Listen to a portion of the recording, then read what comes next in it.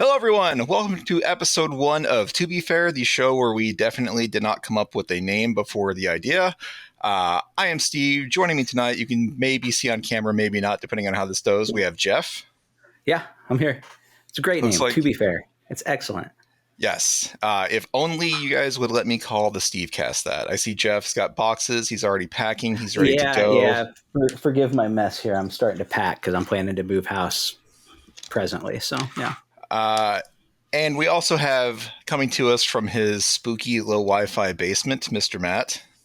Yeah, I'm here. The superior Matthew on this channel, by the way, because this is technically our friend Ronan's show, and he failed to show up for his own show. I think he got caught up in that. Have you guys read about this fishing scandal where the competitive fishermen were putting weights inside their fish that they, ostensibly, I think he got caught up in that. We know he's an angler and enthusiast for fishing. I think maybe. So he is so distraught that the good name of fishermen everywhere have been sullied that he just can't bring himself to watch Strike Commando. Strike Commando, yeah. There's all kinds of fish in this, in Vietnam they got fish. That's what this movie's called, right? Strike Commando? I've already forgotten. Yes, directed by the great Bruno Mattei. Bruno Mattei, I'm sure Steve has no idea. Prolific. Oh, he's very prolific. Clue. Yeah. He's a horrible filmmaker. Most notable for making like rip-off movies. So he did this thing called, what was it?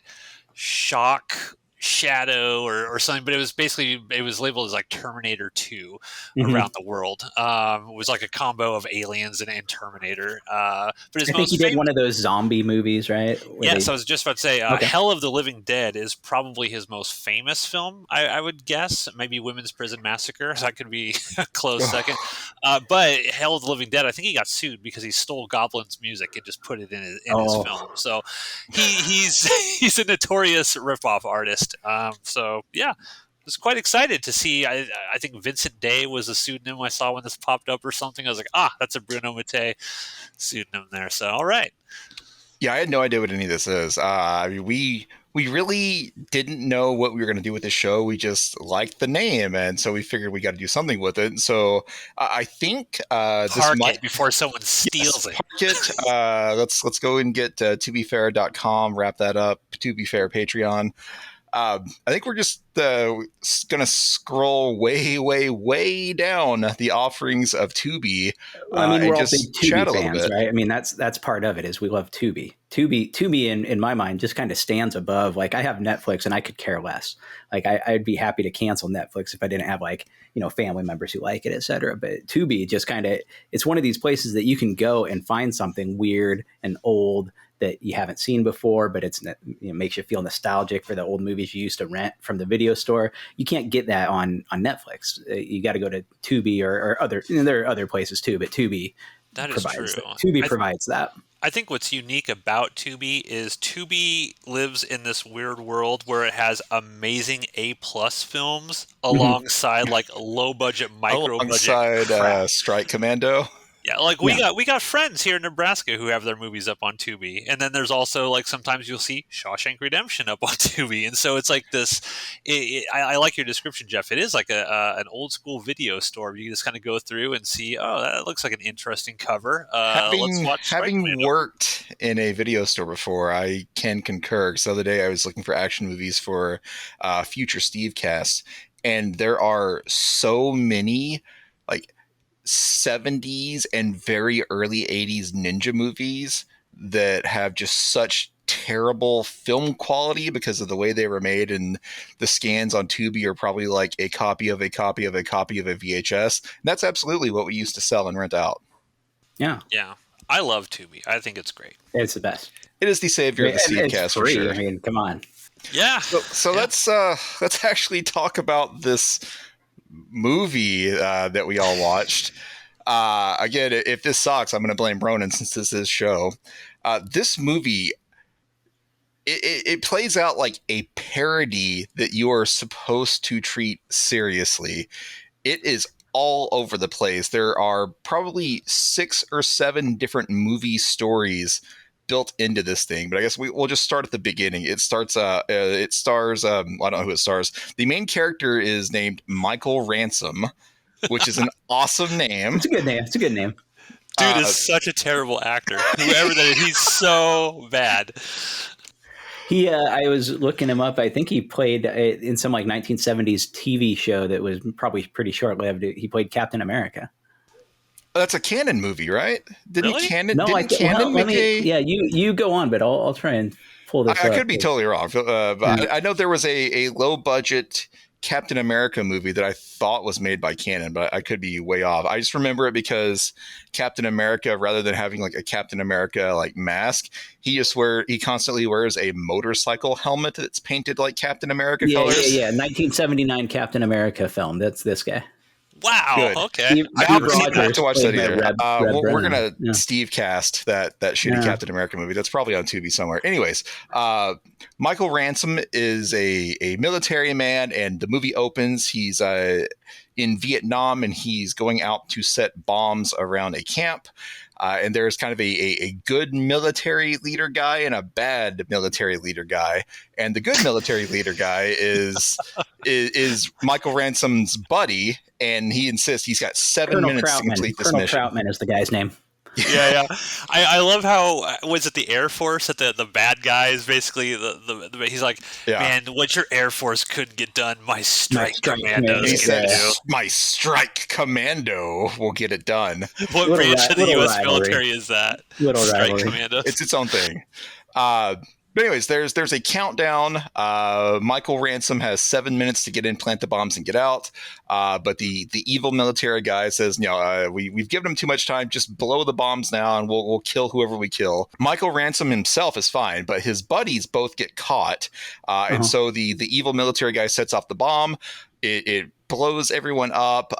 Michael Ransom gets blown into a river, and he floats downstream, and he just enters a village of farmers and villagers. Please do, because I'm rambling. Well, I want to say that what I love about these like really low budget, cheesy, action movies is they really spend their budget on the explosions. Like they blow shit up, and like that whole sequence when the whole, I don't know, like the village or wherever they're at is blowing up. I mean, they blow up multiple buildings, and it all looks pretty sweet. Mm-hmm.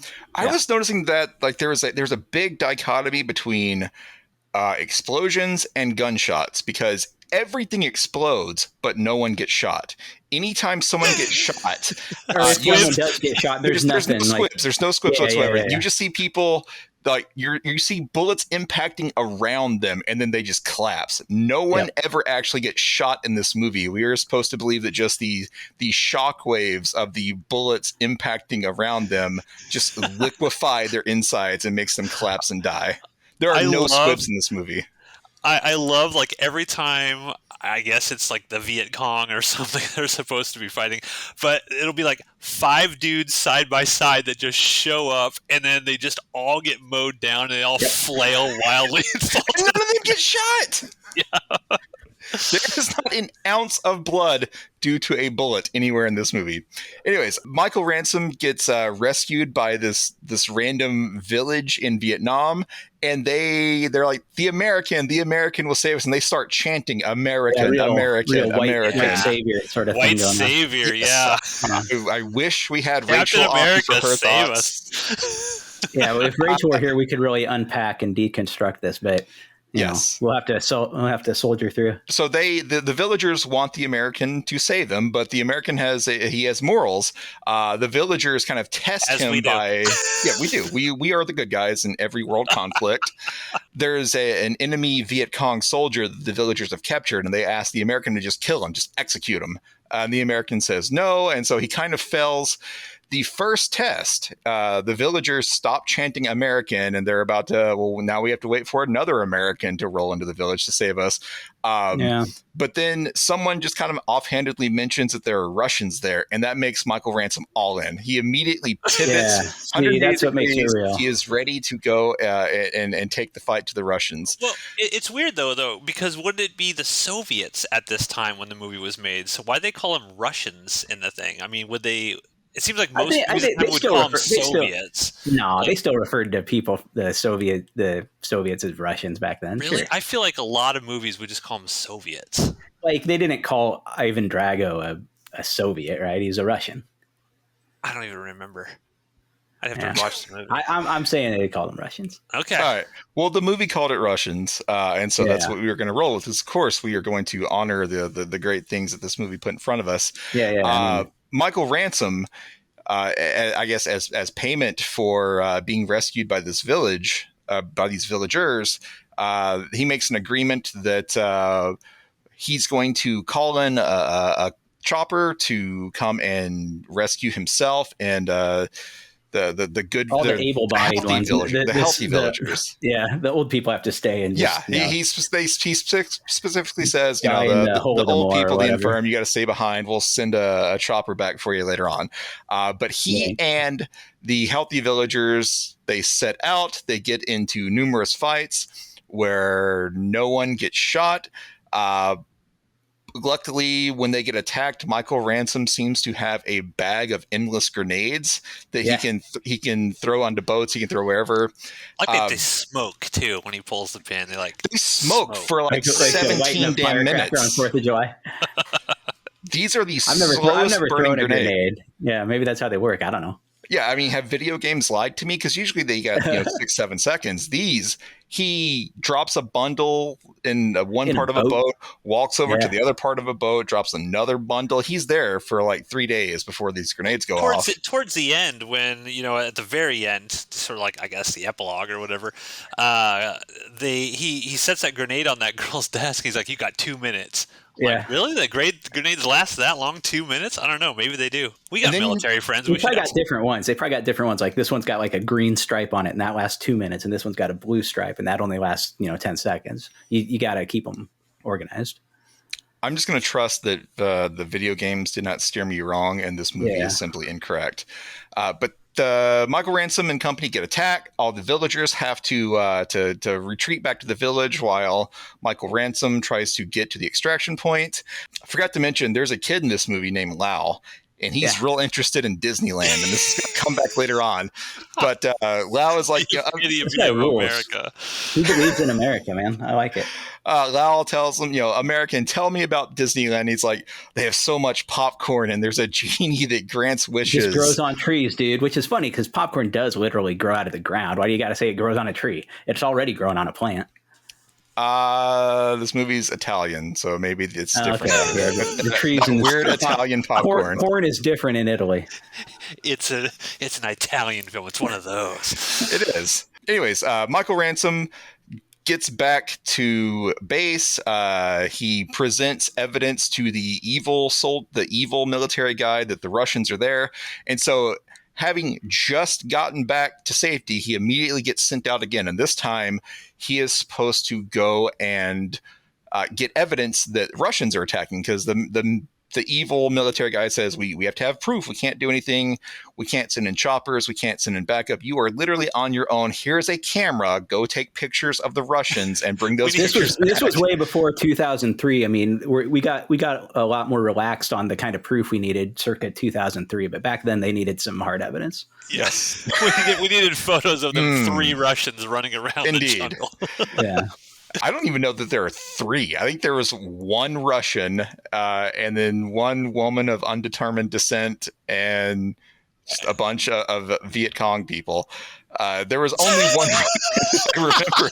Well, they're all communists one way or the other, Steve. And communists aren't people; they're property of the state. So you can do whatever needs to be done with them. Anyways, Michael Ransom gets his camera and gets sent back out. He finds the village, the villagers that rescued him earlier. They've all been slaughtered, and they have been slaughtered by a man named Jakoda. Jakoda! Yes, we're going to get there. But he learns this by finding Lau, and Lau he's on death's door, but he's still got a little time left. and he spends his time asking the American Michael Ransom for more stories about Disneyland. And so Lau says, American, tell me about Disneyland again.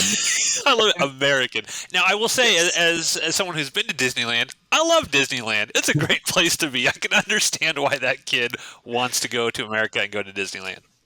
I don't know that I would want to go after listening to Michael Ransom describe it, because Lau says, American, tell me about Disneyland.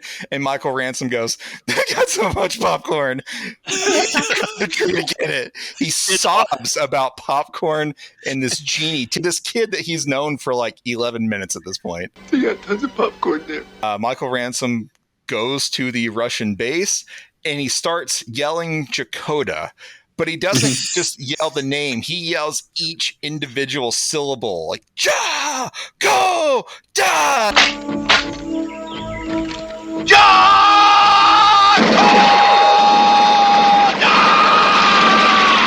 And he just keeps repeating it until he runs out of ammo. And when he runs out of ammo, the smartest bad guys in movie history just come out from where they were hiding and ambush him.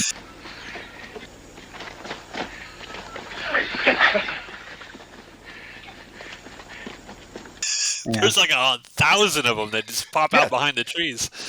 And Michael Ransom, of course, endless bag of grenades. He has a grenade with him, and he says, let me go or I'll blow us all up.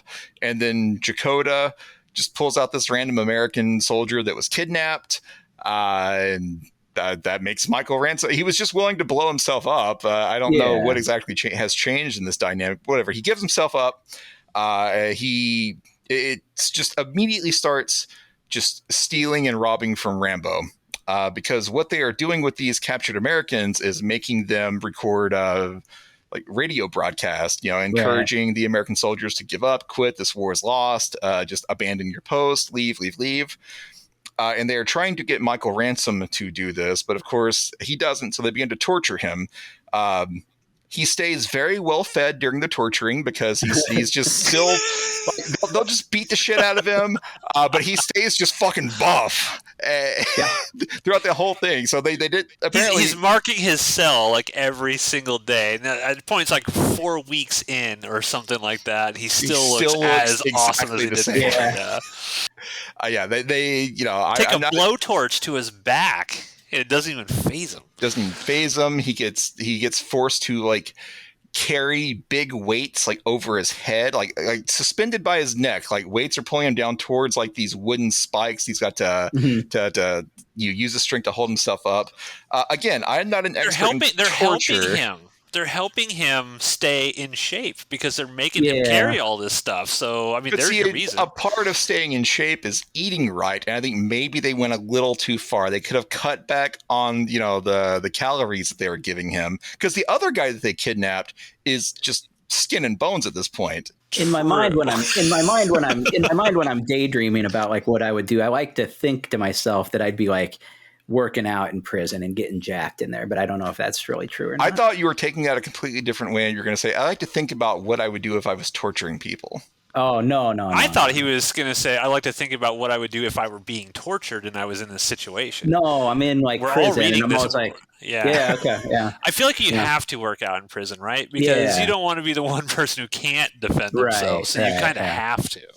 Yeah. Well, Michael Ransom was only going to have to defend himself against the one guy who was skin and bone, so he didn't have to worry about that. So they're trying to break Michael Ransom and trying to get him to be the new radio guy because he has such a great reputation among the soldiers that if he gets on the radio and says, we're beaten, we've lost the war, yada, yada, yada, that would just break the spirits of all the American soldiers. But of course he doesn't, because he's Captain America, of course. I just learned he's Captain America. Can't have Captain America give up.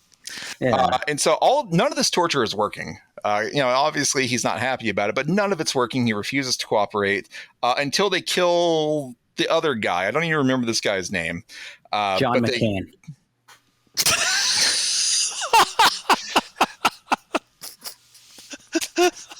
I'm just going to call him Bob. Well done. That was great. That's great. So Bob dies. And this is what breaks Michael Ransom.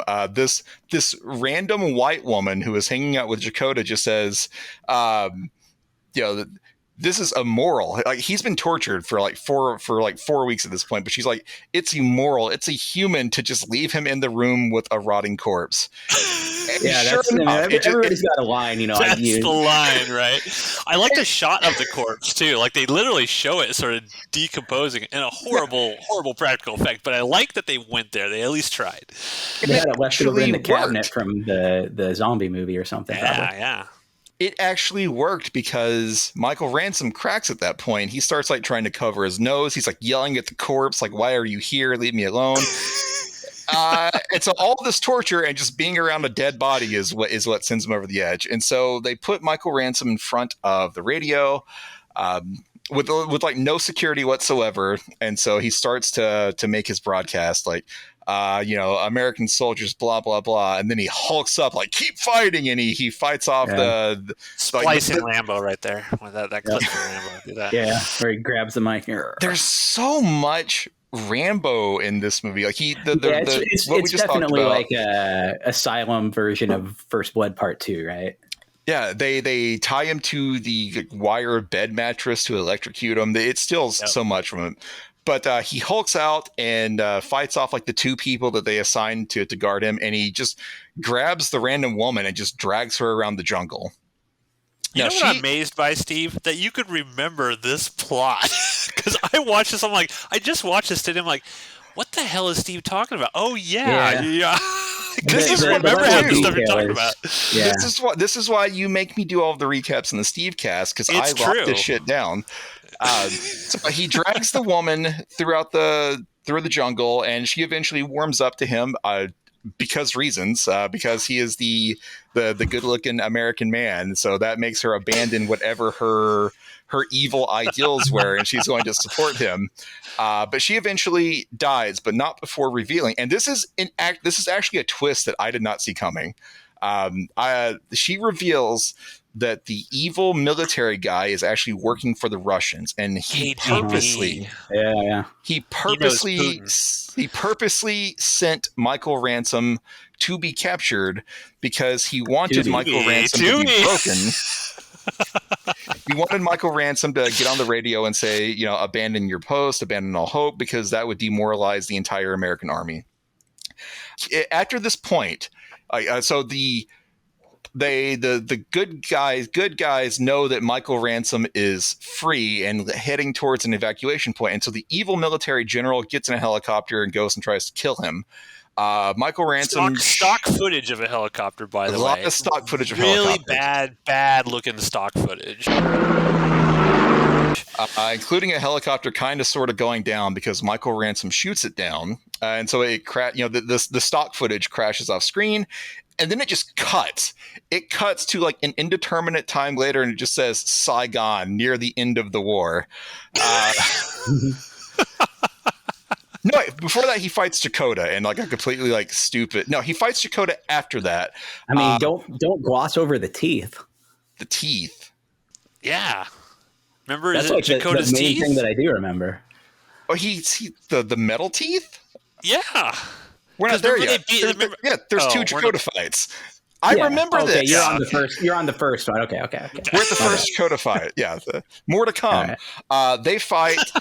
Michael Ransom beats the shit out of him. They do this ridiculous thing where both of them like get like on opposite sides about 20 feet apart. 20 feet apart. 20 feet apart. 20 feet. That's better than anything in the movie.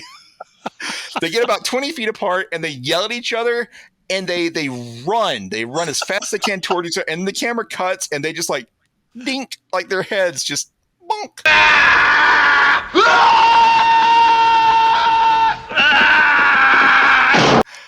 That is funny. It's like a weird headbutt thing there. Yeah. Anyways, Michael Ransom wins. He kicks Dakota off a waterfall and he thinks he's dead. Then it cuts. Then it just cuts to some indeterminate time later, and it says Saigon, near the end of the war. So apparently the war is ending. Michael Ransom runs into, he's going to try to find the evil military guy. Just like the end of Rambo 2, he goes into the office of the military man that's betrayed him and just starts like just blowing shit up. But then the good military guy comes in and just says, he's not here. We don't know where he is. So then there's another cut to some indeterminate amount of time later, and Michael Ransom is getting off a plane in Manila. And he meets the good military guy who takes him to, I think, an actual cockfight that they recorded for this movie. So I kind of hate it. I was expecting they were like taking bets in this like arena and stuff. I was expecting to see a couple guys like martial arts fighting down there, right? Like kickboxer or something. Nope. Actual cockfight. But the good military guy says, the evil military guy is here. I can't help you. I can't back you up. You're doing this on your own. But basically, here's his address. And so this evil military guy has been working as like a crooked businessman in Manila. And so then Michael Ransom just walks into this guy's building and puts the grenade on the desk and says, this is going to blow up in 2 minutes. You better run. And the secretary runs away. And then he just goes. Secretary is the same lady from the Jungles that was with the secretary was with Dakota, second in command or whatever.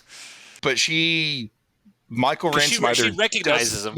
She recognizes him when he walks up. I'm not sure if he recognizes her though, because he has like no reaction to her. You would think, oh hey, you were in the jungle, you're a bad guy. He does nothing. He lets her get away. But I'm pretty sure she tries to fight later on. Anyways, like everyone in this building arms themselves and tries to fight Michael Ransom. He is just not having it. This is like that scene with Arnold Schwarzenegger in the police station in the first Terminator, just walking through shooting everybody. No one can stop Michael Ransom. And so finally it's just him and the evil military guy. And Michael Ransom has a grenade launcher on his gun and he stands there. And then it cuts to the evil military guy holding a pistol, cuts back to Michael Ransom, cuts back to evil guy. Again and again and again. And then Michael Ransom just screams and shoots a grenade, and this dummy of a person explodes. I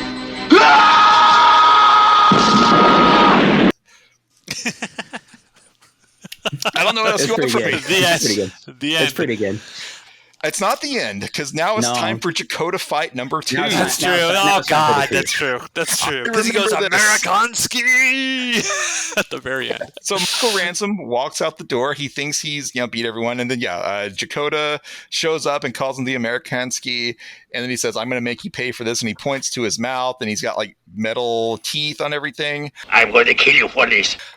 They fight. Michael Ransom shoves another grenade, endless grenades, shoves grenade into his mouth, blows him up, and it blows him up. And then Dakota screams, and then the metal teeth like just land in Michael Ransom's hand, and he starts making jokes about Russian dentures. And then he walks off into the sunset, and he starts talking about any similarities between persons living or dead is just a coincidence. It's just this very bizarre ending beat, and I don't get it. Yeah, but there you go. I'm Googling right now the name Dakota, because it doesn't sound particularly Russian to me. I don't know. I haven't studied, but just the top Google results is telling me that it's Native American in origin, which sounds, tracks to me, sort of what it sounds like to me. So I don't know where Dakota, the Russian Dakota comes from, but neither here nor there, I suppose. This is bad. This is a real rough, awesome cover art. The movie's bad. The movie's bad, but what I'll say for it is that I've become a little bit sort of, misty-eyed and nostalgic lately. And putting this movie on, I'd never seen it before, so I didn't have a particular affinity toward it specifically. But it reminds me of like the type of thing that you might see if you turn on the TV on Sunday afternoon and Missing in Action Part 2 is on or something, and you catch it 30 minutes in and you just sit there and watch it. It kind of had that kind of vibe for me. So it's no good, obviously, but I did enjoy sort of the vibe of it. It reminded me of seeing other things that were probably better. I don't know. I don't know if I have anything positive to say about this movie. Yeah, I find it entertaining in a way that, like, I don't know, like you can put on something that's quote unquote good. Like, I don't know, pick some random action movie like Die Hard. No, I mean, you know what I mean. I don't know, like some lesser Arnold Schwarzenegger movie. Like, I don't know, you're scrolling through Tubi and like, oh, I could watch Arnold Schwarzenegger in Eraser, or I could watch I forgot the name of the movie, Strike Commando. The one is slightly more charming than the other, even though the other one's like more legitimate. I feel like there's just so many better types of these bad movies out there to watch. And I guess I know Steve, you and I have been watching stuff for the Steve cast, like the American Ninja movies and things of that nature. And I remember like when we saw Steve James, for example, for the first time, like, wow, this is badass. And we just sort of loved everything about it. There was nothing for me to gravitate. Like, I didn't like this lead character at all. He's a terrible actor. The editing of this movie is atrocious. Like it just bounces all over the place. Strange cuts here and there. I mean, I don't know. I guess there's a few moments where like they just unload about 500 rounds of machine guns into the forest, a la Bill Duke and Predator sort of thing, which is kind of neat. And there's some cool explosions, but I don't know. There was not much. The whole thing's also sort of like in this. Yeah, that's what I was going to say. It's all pretty cynical. It's just this kind of, I don't know what you would call a cash grab exactly, but it's just a product. I don't know how this movie was distributed back in 1987 or how Bruno Mattei, et cetera, made money, but they make this movie and then they distribute it somehow and turn a profit on it. It's very clearly just aping First Blood Part 2. I don't know. It's playing on like the Russians are the bad guys and what's rude against them and Americans are great at everything. Yeah, I think you're right, Jeff, when you're talking about like the Asylum, right? Because what did the Asylum become famous for in the early 2000s? Mockbusters, right? Mm-hmm. They would just make a movie based on a very successful movie that was out in the theaters and try to get people to sort of like rent it and buy it based on, oh, we screwed up. It's Transmorphers, not Transformers. We got the wrong movie here. And I think this is sort of very similar. I think Bruno Mattei's entire career is sort of that way. And back in the day, how they used to sort of distribute this stuff is they would sort of whether they'd come up with a movie poster, like Roger Corman, he used to make the movie poster and then he would pre-sell the movie to various territories around the world. So you're like, hey, let's put, I don't know what the movie poster this looks like, but I'm sure it's some it looks sort of great. Like, it's just the guy waving a giant gun. Yeah, the poster is why I picked this. Like I was just scrolling through Tubi trying to find something interesting looking, and the poster caught my eye. And the poster is probably the reason why the Philippines pre-purchased it for X amount of dollars back in the day to distribute around in their country. And that's the thing. Like that's how they would turn these things over. And they're so cheap and they're so quick. You sell it around the world. You can't really do that these days. Like it used to be. Charles Band has a great book where he'd made millions of dollars in the 80s from pre-selling all these Full Moon and Empire movies around the world before anyone even knew what it was. Hey, here's just a movie poster, buy it. And he would get millions of dollars. You can't do that anymore. Yeah, that's a great point, Matt, because speaking of Tubi specifically, I'll be browsing Tubi and I go to the action category or the horror category, and there's all these images of the movies, the poster art. And in the case of something like Strike Commando, really catches your eye and you're like, wow, that looks rad. And then, and in your head, you're doing the math and you're like, well, it's probably crap. But when I'm clicking through, there's tons of these. I don't know how they even get made, I guess, but it's a horror movie, but the release date is this year or last year or 2020 or something like that. Very, very recent. And I'm like, well, this is obviously going to be horrible. I'm not going to watch it. So something about me seeing these no budget movies that were produced presently, I'm much, much more skeptical of those and less willing to give them a chance than I am something that is probably the exact same kind of thing like Strike Commando, but it was made 35 years ago or something. So I feel like there's going to be a bit of a nostalgia hit for me when I watch it. But the truth is it's just as bad as these 2022 versions that are also on Tubi for me to watch. Do you think there are, like, I guess I'm not really in the know about current action movies, are there current action movies being made that are kind of this level of quality? There was a period. Steven Seagal still makes a bunch of shitty Steven Seagal makes those movies, but there was a period of time where I was going through like straight to video action movies. A lot of them are kind of martial arts based, or they feature a lot of like ex-MMA fighters and stuff. But there was a bunch of like Universal Soldier sequels, straight to video. that were really interesting and cool in my opinion. There's a lot of movies with a guy named Scott Adkins that I like watching a lot, and a lot of those are on Tubi. Michael Jai White, etc. You can just Google those or search for those names on Tubi, and yeah, there are these sort of like. It's not like Chris Pratt in Jurassic Park Part 6 or something. They're movies that are straight to video, direct to streaming, I suppose, these days, or they would have been straight to DVD years ago. And some of them are pretty fun. And they're the type of thing that I do enjoy. And they're not all crap. Some of them are pretty cool. There was like Bruce Willis had a reputation for a while for just signing on. And now we kind of know why. Well, now we kind of know what the deal is in that one. Bruce Willis was just like, at least, doing a cameo in a ton of like crappy action and sci-fi movies for a long time that were on like kind of the same level. I learned while looking for some stuff to watch on Tubi that do you guys remember Escape Plan with Arnold and Stallone? There's like 3 of those or something. Series. Yeah, there's an Escape Plan 2 and 3 that I had no idea about, and Sylvester Stallone's in both of them, and those went direct to video. So like even the big names are still pumping this stuff out. And it's interesting because you think about it, it's like, who is actually watching this stuff? Like, this stuff. That's what I wonder. This stuff only pops up on our radar because we decide to browse through Tubi, right? And we see something like, oh, okay, there's Escape Plan 2, 3, 4, 5, whatever. And then maybe we decide to watch it. But the filmmakers aren't getting a shitload of money from Tubi. I mean, Tubi gives them just a few cents per play, basically. It's not like this. They're not rolling in money every time we decide to watch Strike Commando or anything like that. But initially, when they make these movies, who are they making them for? Like, I think a lot of them are made outside of the United States, and I think, and I'm speculating here, but I think they're made like under the auspices of different governments or whatever, have like programs to promote the arts in their country, et cetera. And for some person out there, some financier, it makes sense. Even if the movie doesn't turn a profit, it's like it makes sense for them to do this as a write-off or some sort of program in the area in which they live. I think a lot of stuff gets made with some sort of that being an element versus some guy who's like, I'm going to like, they're not making Top Gun Maverick where they're like, I've got an idea for a film. I really believe in it. I know it's going to turn a profit and also be great art. They're doing things that like the financing makes sense for them in a way that's beyond just turning a profit on the product that I'm creating.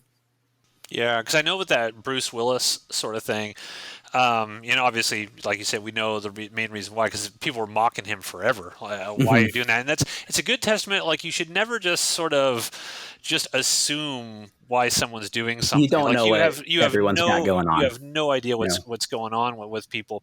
But I remember reading an article about Bruce Willis, and I guess it's the guy who made all these movies, like the producer of these, because Bruce Willis got like $1 million every time he was in one of these movies for like 5 minutes. That's all he was in. He just said a few lines. Then they filmed a rest of a movie around him and sort of threw him in there. And it's like they kind of sell the movie on Bruce Willis. There's still fans of Bruce Willis out there that want to see the next Bruce Willis movie and will shell out at least enough money to sort of give them some sort of small profit margin. It's not like they're making $20-50 million on these, but it's like if I spend $2 million on this, if I bring in 2.5 and I make $500,000 profit, it's worth it to me. So it's kind of like eking out the margins there a little bit, I think. And they'll put Bruce Willis on the cover and they'll put his name up top. Yeah, he's always right there on the cover. You can tell the covers like sort of one of the things they don't skimp on is making the cover look sort of as good as they can. They'll paint it up, Photoshop it up, make him look cool. He's wearing some sort of robot armor or something. Yeah. Because it's the cover. The covers of these things are what gets the sales. It gets you to stop and click on them and things of that nature. And so, it's like Strike Commando. Now, there is a sequel to this, Steve. Are we going to watch Strike Commando 2? I'm going to. You're going to? We're going to have to ask Ronan because this is Ronan's show. Ronan's never coming on this show. He's just not going to do it, and you know it just as well as I. I will watch Strike Commando 2. 100%. I will watch Strike Commando 2. Strike Commando 2, I believe, had an equally it might be while awesome I'm folding cover. laundry or doing other things, but yeah. Okay, I'll watch Strike Commando 2 as well. We'll complete the duology, I guess, or whatever you call two films in the series. Hopefully it's better than this one. Hopefully it's not directed by Bruno Mattei because his films are pretty rough to get through. I hope not. I hope not. I don't know. Yeah, that was Strike Commando. It was awesome cover art, and that is the end of the good things I have to say about it. Yeah, check it out on Tubi. It's there now. Yeah, it's there now. And like, whether you like this or not, it's there on Tubi. It's not on Netflix. It's not on Disney Plus. Like, yes. If you want to, I want to be able to access crap. Okay. And like, everything's so highly curated these days. Like, what's the worst thing that I can find, as far as like being weird or goofy or obscure that I could find on Disney Plus? Now, Disney Plus, of course, is catering to a certain catalog, but like, or on Netflix for that matter. I want to be able to find this goofy crap, and you can't find it everywhere. You got to go somewhere like Tubi. Yeah, and Netflix used to, back in the day, Netflix used to have that stuff. And then they got too fancy, and they decided, no, we're not gonna do this stuff. And I totally agree with you. One of the big problems with the streaming sort of revolution is all the films that are just falling to the wayside, right? Because physical print media is going out. There's so many movies out there that may never be seen again because just the way the world is transitioning through its use of media. And it's great that a place like Tubi has all of this stuff, and it's free, right? Tubi is free. Yeah. You don't have to like subscribe for $5 a month just to have access to it. It's just there. And so it's nice. It's like a museum of garbage. Yeah. Yeah. And we are going to continue to bring that garbage to you in the form of this trash show. Absolutely. Fair. Tubi Fare. I'm here for it.